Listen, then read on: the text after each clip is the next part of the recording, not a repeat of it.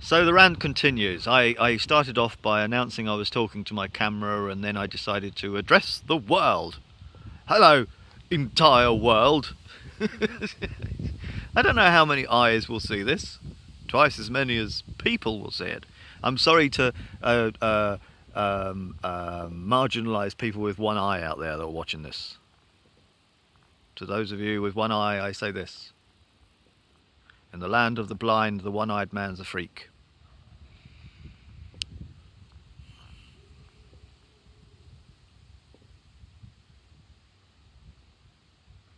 It's it.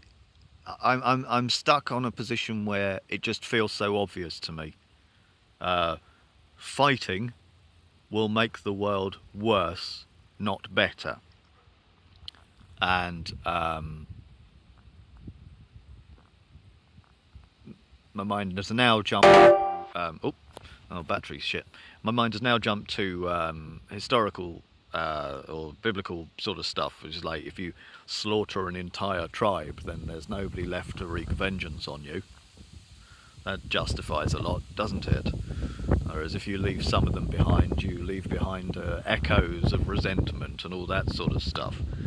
Now, history is too big for anybody to have the same history.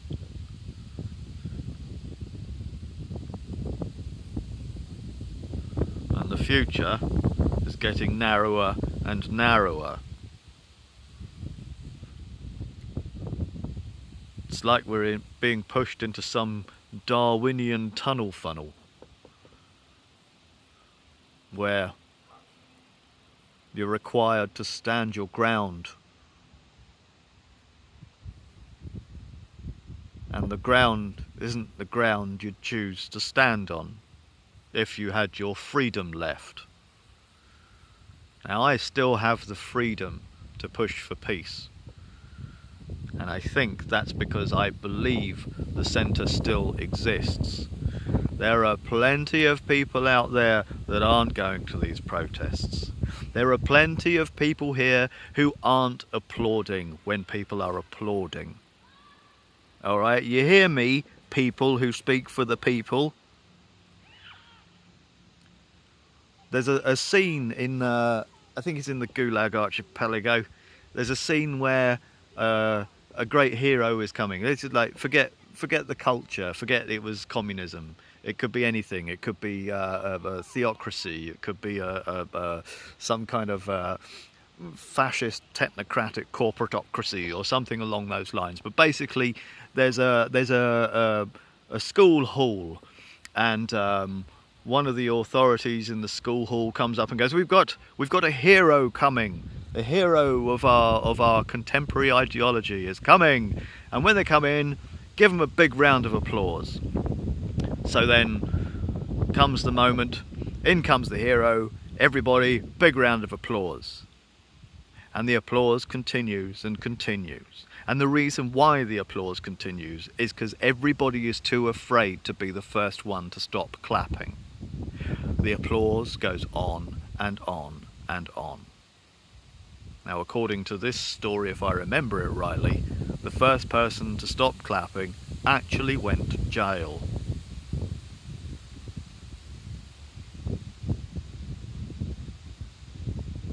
Fear and materialism are making themselves public. And I'm seeing marginalised people marginalising themselves in the mainstream on a regular basis. And that horrible, nasty, rigid, angry, right-wing fascist thing that you're all terrified of,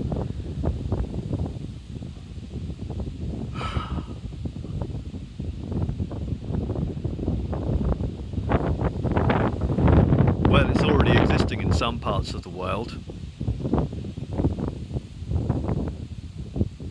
And you want an open border policy.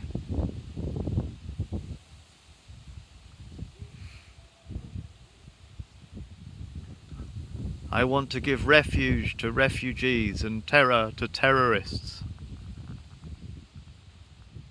I don't know why that makes me feel so alone.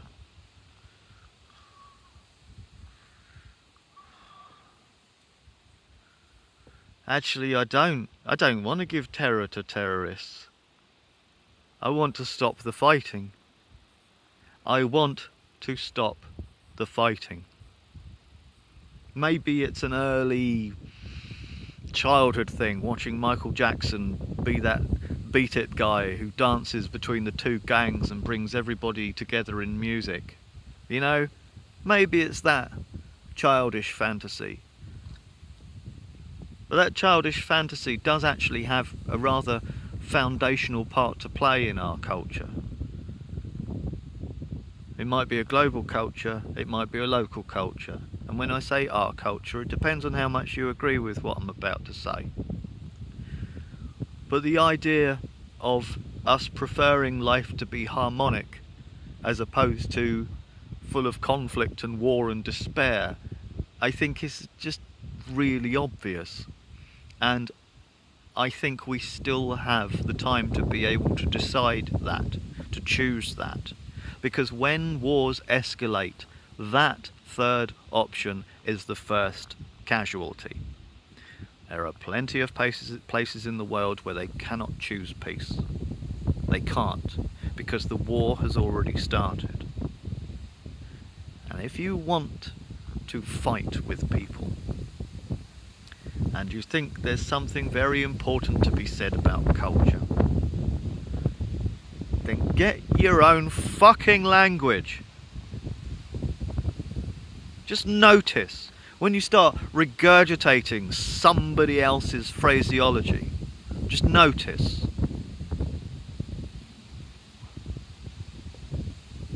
How much of using that phrase cost you your independence and individuality? And how much is your independence and individuality, how important is it to you really? Are you the kind of person who always lets people walk all over them and no more? Or are you one of these people that's always been so selfish you can't even abide the presence of other people?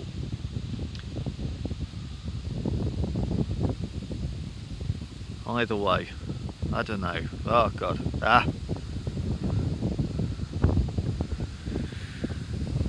Feet on the ground, people. If we all pointed upwards, we'll all be pointing somewhere else because the world is round. If we all pointed down, we'd all be pointing at the centre of the planet. We can agree on down. We don't have to agree on up. Probably never could.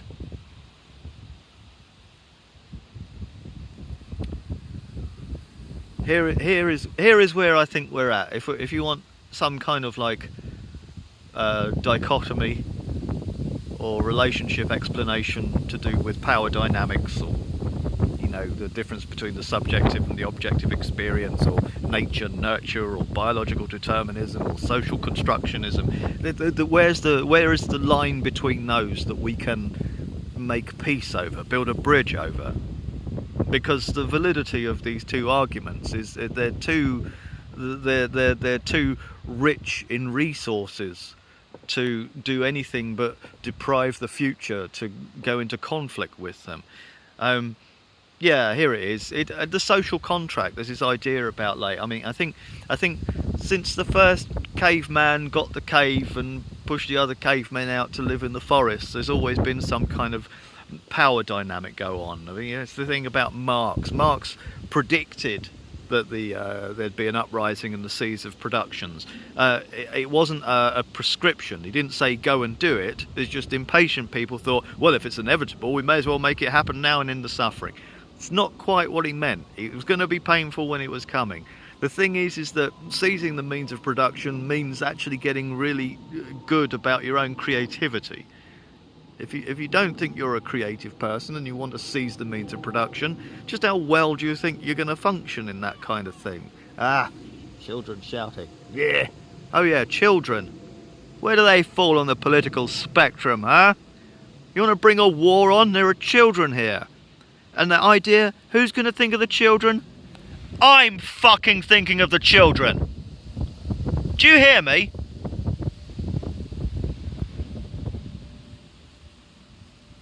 I was one. I know what it's like.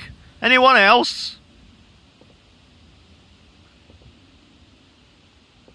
Well, another 10 minutes.